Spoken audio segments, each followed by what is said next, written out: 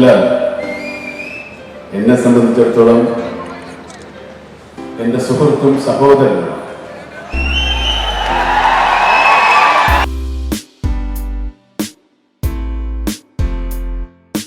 അതിലെവിടെ നിന്നോ വീണ ഒരു പൊങ്ങ് തടിയാണ് മോഹൻലാൽ എന്ന തിരിച്ചറിവ്.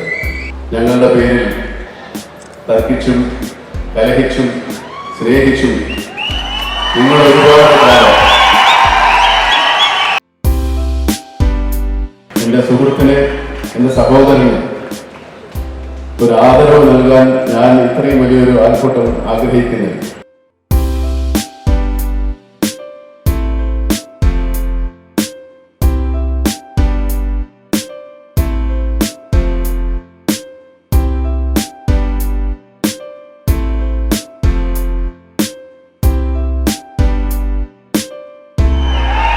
സ്നേഹാദരങ്ങളോട് കോഴിക്കോടിന്റെ ഓരോ ഹൃദയത്തെയും സാധ്യമാക്കി 36 വർഷത്തിന് മുകളിലെ ആ തപസ്യ സ്നേഹത്തോടെ നമുക്ക് വിളിക്കാൻ lieutenant colonel doctor Padmashri Mohanlal.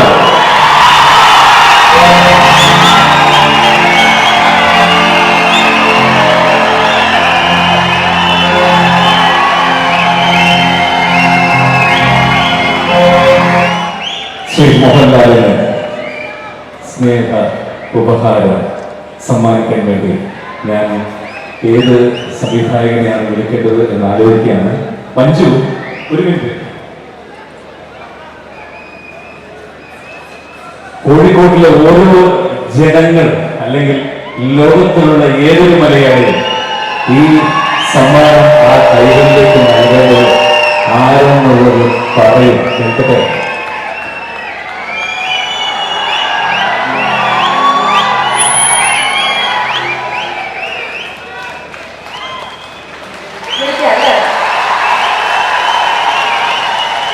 നമ്മുടെ ലാലേട്ടന് ഈ സ്നേഹോപഹാരം സമ്മാനിക്കാൻ ലാലേട്ടന് ഏറ്റവും പ്രിയപ്പെട്ട ഒരാളെയാണ് ഞങ്ങൾ ഇവിടെ വിളിക്കുന്നത്.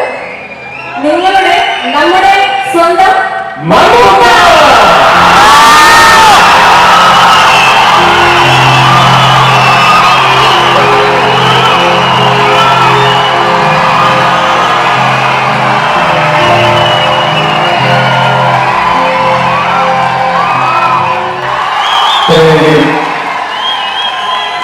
ഇങ്ങനെ വളരെ തുറന്നുപോവുകയാണ് എൻ്റെ പക്ഷം.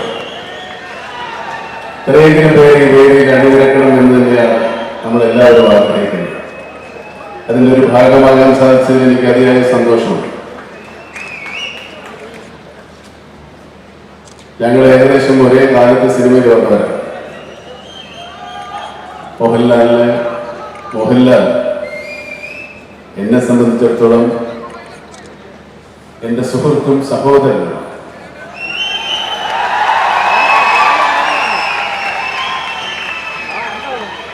അദ്ദേഹം ഞങ്ങൾ ഒരുമിച്ച് കഴിഞ്ഞ 35 വർഷമായി ഒരേ വഴിക്ക് സഞ്ചരിച്ചുകൊണ്ടിരിക്കുന്നത്. ഞങ്ങളുടെ പേരിൽ തർക്കിച്ചും കലഹിച്ചും സ്നേഹിച്ചും നിങ്ങൾ ഒരുപാട് കാലം രണ്ട് തോളിൽ നിരത്തി ഞങ്ങളെ കൊണ്ടുപോയിട്ടുണ്ട്. നിങ്ങളുടെ തോളിന്റെ ശക്തിയായിരുന്നു ഞങ്ങൾക്കെന്നും ഊർജം പകരുന്നത്. തീർച്ചയായിട്ടും ഈ ഒരു നിമിഷം എനിക്ക് നിങ്ങൾക്കും മറക്കാനാവാത്ത ഒന്നാണ് എന്ന് തന്നെ ഞാൻ വിശ്വസിക്കുന്നു. എൻ്റെ സുഹൃത്തിന്, എൻ്റെ സഹോദരന് ഒരു ആദരവ് നൽകാൻ ഞാൻ ഇത്രയും വലിയൊരു ആൾക്കൂട്ടം ആഗ്രഹിക്കുന്നില്ല. അതിൻ്റെ വളരെ വ്യക്തിപരമായ സ്വകാര്യമായ സന്തോഷം. പക്ഷേ നിങ്ങളെ അത് സാക്ഷി നിർത്തുന്നതിൽ എനിക്ക് സന്തോഷമേ. എൻ്റെ ഹൃദയം കൊണ്ട് ഞാൻ അദ്ദേഹത്തെ ആദരിക്കുന്നു, സ്നേഹിക്കുന്നു. അത് നിങ്ങളെല്ലാവരും സാക്ഷി. ഞാൻ ഈ പ്രോഗ്രാം തുടങ്ങിയപ്പോൾ മുതൽ ഈ സ്റ്റേജിൻ്റെ പുറകെ വരുന്ന ഇത് കാണുകയായിരുന്നു. ഒരു വലിയ കാലഘട്ടത്തിലൂടെ ഒഴുകിയെത്തിയ ഒരു പ്രതീതിയാണ് എനിക്ക് തോന്നിയത്. ഒരുപാട് മഹാപ്രതിഭകളും മഹാസൃഷ്ടികളും സംഭവിച്ച സമയമായിരുന്നത്. അങ്ങനെ മനോഹരമായ ഒരു പുഴയായിരുന്നു ഞാൻ ദർശിച്ചത്. അതിലെവിടെ നിന്നോ വീണ ഒരു പൊങ്ങുതടിയാണ് മോഹൻലാൽ എന്ന തിരിച്ചറിവ് എനിക്ക് ഇപ്പോൾ തോന്നുന്നു. അത് മുന്നോട്ട് ഒഴുകിപ്പോയി. അതിനെ തളർന്നപ്പോൾ ആശ്വസിപ്പിക്കാനും അതിനൊരു വീഴ്ച പറ്റിയപ്പോൾ പിടിച്ചുയർത്താനും ഒക്കെ സഹായിച്ച വലിയ ആൾക്കാരാണ് എൻ്റെ ചുറ്റിനും നിൽക്കുന്നത്. ഇവരോട് ഞാൻ എൻ്റെ ഹൃദയത്തിൻ്റെ ഭാഷയിൽ നന്ദി പറയുന്നു. ഒരു നടൻ അദ്ദേഹം മാത്രം അഭിനയിച്ചുകൊണ്ടായില്ല. അതിൻ്റെ കഥ, അതിൻ്റെ ക്യാമറ, ഒരുപാട് കാര്യങ്ങൾ, സംവിധാനം, ഒരുപാട് കാര്യങ്ങൾ, അതുപോലെ ആസ്വാദകർ, ഒരുപാട് കാര്യങ്ങളിൽ ചേർന്ന് ഒരു പ്രാർത്ഥന ഉണ്ടാകുമ്പോഴേ ഒരു നടൻ ഉണ്ടാകുന്നു. ഇത്രയും വർഷം, 16 വർഷം അദ്ദേഹം പറഞ്ഞ പോലെ ഞങ്ങൾ നിലനിൽക്കുന്നെങ്കിൽ അത് നിങ്ങളുടെയൊക്കെ പ്രാർത്ഥനയാണ്, ഞങ്ങളുടെ കൂടെയുള്ള ഓരോരുത്തരുടെയും പ്രാർത്ഥനയാണ്. അതുകൊണ്ട് ഞാൻ ഹൃദയത്തിൻ്റെ ഭാഷയിൽ നന്ദി പറയുന്നു. കോഴിക്കോട് നഗരം എന്നും എനിക്ക് വിസ്മയങ്ങൾ മാത്രമേ തന്നിട്ടുള്ളൂ. ഞാൻ പലപ്പോഴും പറഞ്ഞിട്ടുണ്ട്, എഴുതിയിട്ടുണ്ട്. അത് ഏറ്റവും വലിയൊരു വിസ്മയമായിട്ട് ഞാനിതിനെ കാണുന്നു. മോഹനം എന്ന ഒരു പ്രോഗ്രാം ഇവിടെ സംഘടിപ്പിക്കുകയും അതിൻ്റെ ഉദ്ദേശശുദ്ധിയാണ് എന്നെ ഈ ചടങ്ങിലേക്ക് വരാൻ പ്രേരിപ്പിച്ചത്. ഇതിൽ നിന്ന് കിട്ടുന്ന തുക ജീവകാരുണ്യ പ്രവർത്തനങ്ങൾക്ക് അല്ലെങ്കിൽ കലാകാരന്മാരുടെ സേവനത്തിന്, അവർക്ക് എന്തെങ്കിലും രോഗം ബാധിച്ചാൽ അതിനുള്ള കാര്യത്തിന്, കുട്ടികളുടെ പഠനത്തിന്, അങ്ങനെയുള്ള നല്ല കാര്യങ്ങൾക്ക് ചിലവഴിക്കും. ആ ഉദ്ദേശശുദ്ധിയെ ഞാൻ മാനിക്കുന്നു. ഇതിൻ്റെ പുറകിൽ ഒരുപാട് പേര് പ്രവർത്തിച്ചിട്ടുണ്ട്. ഞാൻ പേരെടുത്ത് പറയുന്നില്ല, എല്ലാവരെയും, രഞ്ജിത്തായിട്ട്, മാതൃഭൂമിയുടെ ആൾക്കാരായിട്ട്, ഒരുപാട് പേര്. ആരെങ്കിലും പേര് പറഞ്ഞാൽ വിട്ടുപോയെങ്കിൽ എന്നോട് ക്ഷമിക്കാൻ, അവരെയൊക്കെ ഞാൻ മനസ്സുകൊണ്ട് പ്രാർത്ഥിക്കുന്നു. ഇവിടെ ഇല്ലാത്ത ഒരുപാട് പേര് എൻ്റെ മുമ്പിലൂടെ കടന്നുപോയി. പത്മരാജൻ, ഭരതേട്ടൻ, ലോഹിതദാസ്, ഷാഹിദ്, ഒരുപാട് പേര്. അവരൊക്കെ ഇവിടെ നിന്നോ, ഗിരീഷ് പുത്തഞ്ചേരി, അവരൊക്കെ ദാമോദരൻ മാസ്റ്റർ, അവരൊക്കെ ഇവിടെ നിന്നുകൊണ്ട് ഈ മോഹനം എന്ന പരിപാടിക്ക് ആശംസകളും വിഗ്രഹങ്ങളും അർപ്പിക്കുന്നതായിട്ട് ഞാൻ വിശ്വസിക്കുന്നു. ഗുരുത്വമായിട്ട് ഞാൻ അതിനെ കാണുന്നു.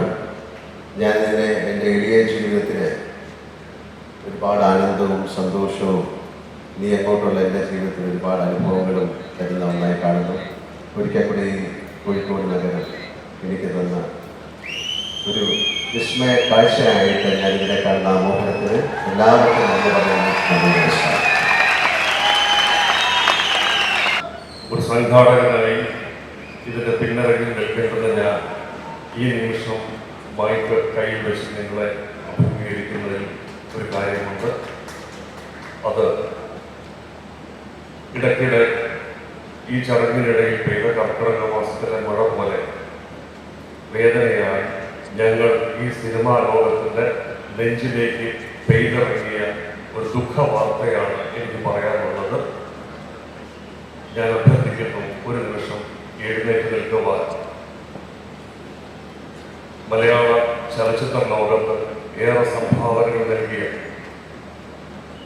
കോഴിക്കോടിൻ്റെ പുത്രൻ എന്ന് തന്നെ വിശേഷിപ്പിക്കാവുന്ന PA റസാഖ് എന്ന തിരക്കഥാരചയിതാവ്, സംവിധായകൻ നമുക്ക് നഷ്ടപ്പെട്ടു എന്നുള്ള ഖേദപൂർവമായ വാർത്തയാണ് എനിക്ക് അറിയിക്കുവാനുള്ളത്. ഈ വാർത്ത ഞങ്ങളിലേക്ക് എത്തിയിട്ട് കുറച്ചു നേരമായി. എങ്കിലും ഇങ്ങനൊരു ചടങ്ങ് നടക്കുകയും അതിന് സാക്ഷികളായി ഇത്രയും ജനങ്ങൾ കോഴിക്കോടിൻ്റെ ഒരു വലിയ ജനക്കൂട്ട് ഇവിടെ നിൽക്കുമ്പോൾ അതിനെല്ലാം മുറിഞ്ഞു പോവാതിരിക്കാൻ വേണ്ടി ഉള്ളിലെ വേദന അടക്കി പിടിച്ചുകൊണ്ട് തന്നെയാണ് ഇവിടെ ഓരോ ഗായകനും പാടിയതും ഓരോ നൃത്തവും തൻ്റെ ചുവടും നടന്നത്. അദ്ദേഹത്തിൻ്റെ ഭൗതിക ശരീരം മരണം കഴിയുമ്പോൾ നമ്മളതിനെ ഭൗതിക ശരീരം എന്ന് പറയുന്നു.